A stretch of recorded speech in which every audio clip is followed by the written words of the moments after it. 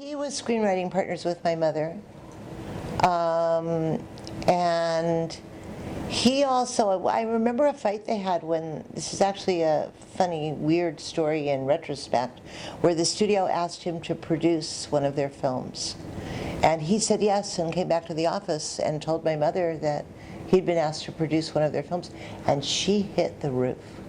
She was so angry, but there was no way they were going to make her a producer too. And I remember the fight. I remember they came home and they were just, and she was, I'm not sure she ever got over it, no.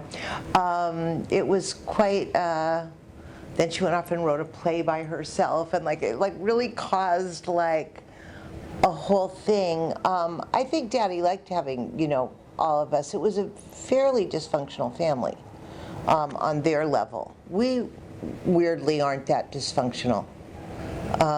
But there was a lot of things that you're supposed to do, even though they had their own problems with substances or alcohol or whatever it was, and there was no AA really that was fashionable at the time. But we had sit-down dinner every night unless they were out. We went out for Sunday dinner unless they were out, and the girls went out themselves for pizza, because my sisters are much older than I am.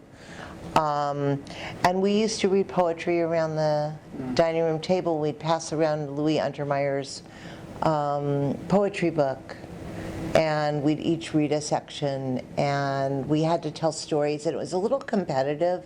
Like, they didn't have such a big attention span, so you actually had to kind of collect a funny story, or tell it as if it was funny, even if it wasn't, which I think is something that has sustained all of us, as we've all had ups and downs along the way, or divorces, or whatever else you've had to deal with, or days when something didn't work, or you're not working. I mean, that's the life of even the most successful person, has something that didn't work, or a time when it wasn't okay.